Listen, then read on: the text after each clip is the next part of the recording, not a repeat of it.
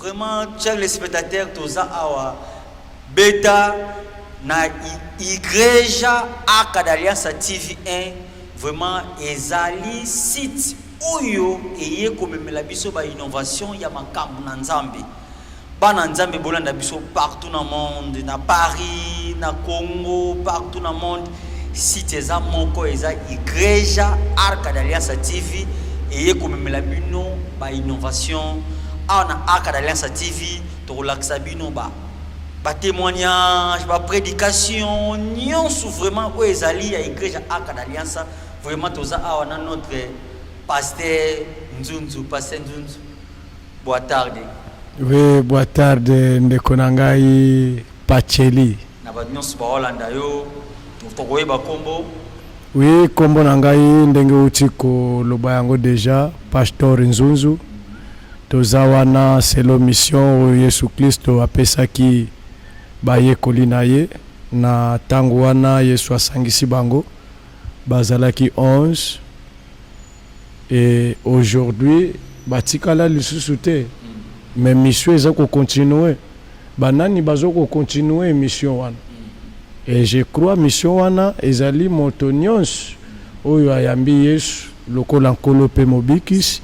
Donc, Azana droit, na accès, na même émission où Kolo Yesu Christo Masia a pesa qui est pas na 11 personnes, ba disciple na ye, ou bandimela qui est, balanda qui est, ba mona ki, ya minene ou Yesu asalaki, ba tatolaki, et na kozonga, ya Yesu pas na tata, bango, ba tikalaki ko enchaîner l'œuvre de l'Éternel, musala na Nzambe. Dans les persécutions, beaucoup de souffrances, mais parce que bandimela ki Yesu na solo, molimo mosanto atika ki bangote, pe bangonde babima ki balongi, par la grâce, biso lelo tozo continuer na même mission, malgré tout ce qui peut arriver, bobangi moko ezalite, toyebi ete Yesu azana biso, parce que aza fidèle na maloba na ye, aloba ki akozala na biso partout, bisika toko kende. Et awa to sika tozali to salelaka Yesu musala partout bisika to kendaka ko prêcher maloba na Nzambe molimo mosanto nde aza conducteur na biso oyo a inspiraka biso pe a révélaka biso nyonso. Voilà. Merci ouais inspiraka biso a révélaka biso pasteur Nzunzu olobeli thème moko lelo vraiment bana Nzambe belé vraiment ba sepeli makasi na thème ngo pasteur Nzunzu pour anili kaka thème oyo. Comme non, thème les 8 secrets pour vaincre l'emprise de la chair et être conduit par le Saint-Esprit. Les 8 secrets, okay. Les 8 secrets pour vaincre l'emprise de la chair et être conduit par le Saint-Esprit.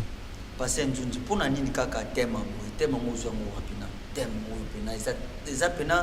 très important bana na Nzambe belé ba comprendre raté ba sentiment nzoto ba pasteur belé ba comprendre raté ba sentiment nzoto donc non baka biso nyonso na mokili to comprendre raté ba sentiment nzoto domina ngote pai olingo yebisa biso nini pour na thème bon eza thème moko important et c'est la volonté de Dieu parce que Dieu est amour. Vous voyez Dieu a détruit le monde au temps de Noé par l'amour.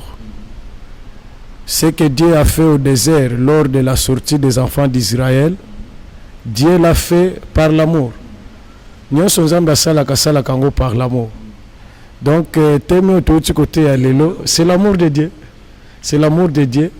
C'est l'amour de Dieu parce que Dieu, Zambé, aboyi, komona, bananaye, babebisa malobi. Donc les lots faut allober la bango tango Nzambe alobeli bana naye baye oyo bayo kipe bandime lié donc baza déjà épargné na nyonso ekoki kozala mabe ya lobby parce que lobby porte ya lifelo ko fongama banani bakokota tango porte ya lifelo ko fongama ezali baye o ba minimiser maloba na Nzambe lelo bayo ki Nzambe me batosi Nzambe te Yesu akufi na ye na ekulusu pe akokisi nyonso mais malgré cela batu baboyi kondimela ye tangu porte ya lifelo ko fongama batu nyonso wana bakokota na lifelo sikoyo kokota bakokota bakokota par l'amour de Dieu. Et que ça par l'amour de Dieu. Parce que par l'amour de Dieu, aujourd'hui, Jésus-Christ est en train de nous parler. Il nous a utilisé aujourd'hui de prêcher sa parole. Nous étions nombreux. Le peuple de Dieu est béni par la parole de Dieu que nous avons prêché par l'aide du Saint-Esprit. C'est l'amour de Jésus. Vaincre et vaincre par sentiment en tout pas développer un moment qui va qui tape. Donc merci Ndeko Pacheli. Et yango kasi touti koloba ete ce sont des secrets oyo to bandi déjà ko révéler yango non seulement pas ina baye oyo bazalaki na biso na kati na ko ya mere oyo mais na bande ko nyonso oyo bakozala connecté peut disponible pour na kolanda biso tout au long ya ngolu to kozwa pona ko développer thème oyo na nzela ya chaîne na biso Igreja TV1 bako banda kolanda biso bako comprendre penza sekele yango juste ezanini. Je crois to bengi yango sekele mais loko nyonso eza déjà révélé za la kalango le secret. Donc nous allons comprendre que c'est ça l'amour de Dieu. Loko yo batu bayebaki yango te et lelo banzoto na bango ezoko dominer bango. Parce que nous l'avons dit tout au long de notre prédication d'aujourd'hui que ennemi ya liboso ya mutu ezana nous diable te. Parce que diable akokaka na ye ko sala eloko te mutu ye moko soka tie accorder. Donc tu koloba ete ennemi ya liboso ya mutu ezana nous nzoto na ye. Alors aujourd'hui ba église ezoko tondisa. Voilà. Mais ceux qui ont comprendre okozala simananga koloba ete ebele batondisi baba na église makamba mabe tondisa mi toujours katina ba makambo te pa yozolo ozolo ba kaka ba okima ngai so na lobi vérité na ozana ba limité mais pas bon comprendre que l'eau vraiment donc na osepela makasi na makanisi ozana ngo donc vérité si vérité. Bon pona ba yo baza ba pasteur si peut-être nakolo ba ete koki kozala refi et refi ya oyo volonté na Nzambe kati na bango. Dans la Bible nous savons les hommes qui ont refusé aussi, mais refuser la parole de Dieu, refuser de faire ce que Dieu veut, ezali kambo toko sekanango te, ezali kambo toko encourager yango te, parce que si nous pouvons reconnaître kati na Bible baye oyo ba refusaki ko exécuter volonté de Dieu, mais toyebi suka na bango ndenge ezalaki. Alors yo kanisi lelo soki oyebi ba pasteur oyo bazokoka ko prononcer vérité te liboso ya peuple de Dieu nde wana eza likambo ya esengo pona bango. Non, eza faut ko prier pour eux, faut ko lelana nous tout d'abord ko bele la grâce na Nzambe pona bango. Parce que ceux qui Nzambe asali bango grâce cette fois-ci bakoki ko comprendre qu'à chaque fois où ils ont volonté na Nzambe pe ko exécuter où ils ont volonté na Nzambe bakozala béni et na mokolo ya suka bakomona Nzambe parce que tango Yesu akoya kozwa biso pe poto kende komona Nzambe lolenge ya zali oloba vérité te lobaka lokuta yango wana faut avec des opportunités selon qu'il est écrit il faut to présentaka ou ezali vérité et vérité c'est la personne de Jésus-Christ. Donc faut te yaka Jésus-Christ, faut te présentaka ye na ba façon nyonso lolenge molimo mosanto ayebaka na ko utiliser biso et c'est comme ça que le peuple oyo Nzambe ayebaka na ko sangisa bako zala béni. Tout d'abord il y a qu'on recevoir vie éternelle car le fait d'accepter Jésus comme son Seigneur et son Sauveur et ça loko ekoki ko yoka yango partout. Mais en réalité, eza penza bongo te. Touti ko lobela likambo ya conversion. Conversion lelo tozomona ba bimpiato oyo komaka kipaka paka. Yango wana ndo exemple ya malamu to ko zwa pona conversion. Donc eloko est changé. Ezalaki kimpiato ekomi ki peka. Akomi ko pumbwe. Touti ko loba ete ki peka wana eza image. Il y a des vrais chrétiens. Il y a des vrais chrétiens. Il faut dans le vrai chrétien car aujourd'hui, ils ont pour rien. Ce sont des chrétiens, mais ce sont des faux chrétiens. Pourquoi? Parce que quand dans l'église, mais ils ont toujours donc ce sont des faux chrétiens. Or que Jésus-Christ a un ça to bongwana. tobongwana tokobongwana si réellement toyambi Yesu na mitema na biso mobimba. Mutu fo ayamba Yesu na motema na ye mobimba. Tango azwi mokano décision na oyo ezalaki mabe na ye parce que andimeli Yesu, Saint-Esprit yango wana mosala na ye. Parce que ça na makasi te, c'est vrai. Mais Saint-Esprit faut intervenir. Mais comment Saint-Esprit a intervenir et pas ina mutu o nano ayambi Yesu te. Soki alobaki yango kati na église batu bayoka ki mena motema na yeza lokuta. Jésus-Christ le Saint-Esprit qui sonde les cœurs et les reins ayebi yango ete o ndeko ya fongola ki bibebu kuna lobi ete na yambi Yesu babenga ki ba yambi Yesu ba leka liboso yepi aleka ki mena motema na yenga nazate et Saint-Esprit pe na kawana asala ka iloko te et pas ina mutu ya boy. Donc l'Esprit de Dieu est celui qui sonde les cœurs et les reins.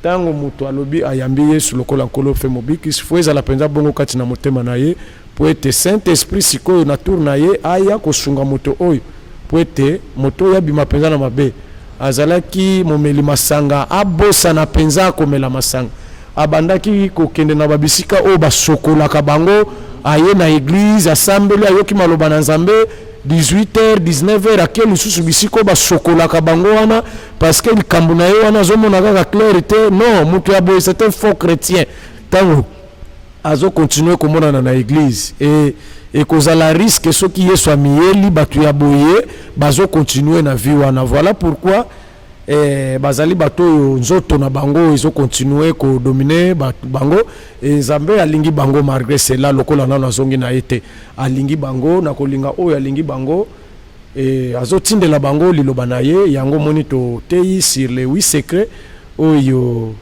et ko permettre te bato tango bakoyoka yango dans sa totalité par l'aide du Saint-Esprit bako zwa makasi ya sika mayele ya sike ko te pa ya molimo mosanto et ko permettre bango balonga baposa nyonso ya nzoto pe bandima kotambusa epai ya molimo mosanto nde bakozala bana ya malamu ba chrétien malamu liboso na Nzambe et Yesu soki azongi ya mutuya oyo tozokoluka eza enlèvement et bongo kozwa déjà billet ya kokendelo la lobby omoni yango te Yesu awa na si akobosa na yo te parce que ya lobby chercher premièrement le royaume des cieux et le reste vous sera donné. Donc faut toluka ko sale la formule biblique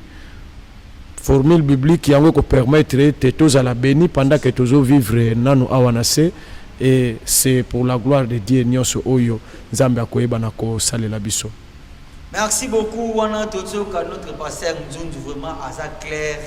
Donc nous tenions sur le mot la namatea oyo zala branché na chaîne na biso Igreja Arca d'Alliance TV1 okokuta bas exclusif ya ba matea onyons ba volume 1 ba volume 2 ba volume 3 tina suka vraiment pour landango nyonso vraiment donc site ezaka moko beta Igreja Arca d'Alliance TV pour mona ba image na biso tout ba iloba suko kolo ba ndengeli na ba yonos ba olanda biso partout quatre na chaîne na biso Igreja Alliance TV.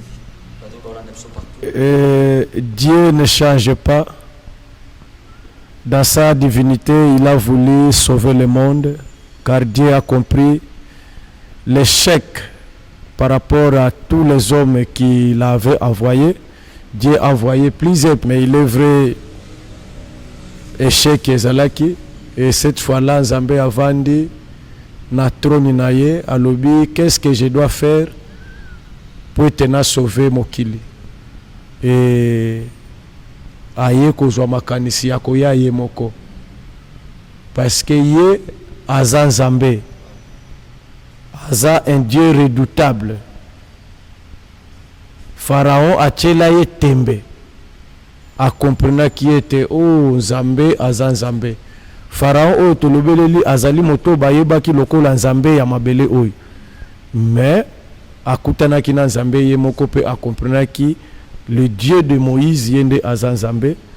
Donc Nzambe alingi biso nyonso kati na mokili oyo to zala connecté na chaîne oyo to zala disposer pona koyoka nyonso oyo Nzambe akolobela biso na nzela ya teme oyo, et le Dieu qui bénit ne manquera pas à nous bénir. car il est fidèle. Donc si pour vaincre l'emprise de la chair et être conduit par le Saint-Esprit, aujourd'hui nous avons parlé que d'un point et on va continuer si Jésus tarde encore pour pouvoir terminer tout ce que Dieu nous a donné par rapport à ce thème. Et nous croyons que l'Esprit de Dieu continuera à nous utiliser et nous serons vraiment bénis. J'ai confiance au Saint-Esprit de Dieu. Nous serons bénis, donc soyons vraiment branchés, soyons connectés. Suivez-nous toujours, vous qui êtes à Paris, vous êtes en Europe, en Amérique, à l'Asie, en Océanie, vous êtes en Afrique, en RD Congo, à Kinshasa, au Gabon, au Mali, en Côte d'Ivoire, vous êtes à Luanda, vous êtes à Libreville. Donc soyez connectés à notre chaîne et suivez-nous toujours à tout moment que nous s'élèverons pour parler de la part de Jésus et Jésus-Christ à kozanga ko pambola binote. Voilà muke oto kukaki ko tal sabino na poko na lelo. Que Dieu vous bénisse. Merci beaucoup, notre pasteur, le visionnaire de l'église Arca d'Alliance. Donc, visionnaire, il y a eu vraiment beaucoup de monde. Tu peux simbo tambouriner sur Bolanda, tellement vous avez vraiment ébélé. Nasi, deuxième volume de l'émission Nabiso et que Zaladon a péci, bananion sur Arca d'Alliance, moti, ba protocole, ba intercesseur, ba musicien, ba tout nion sur Tozana, to soutenir papa Nabiso Nzunzu, na péci bino mbote. Na bosante na pesi maman Dorcas place aux alliés na pesi mbote na bana na biso na pesi bino mbote donc na sepeli ato bye.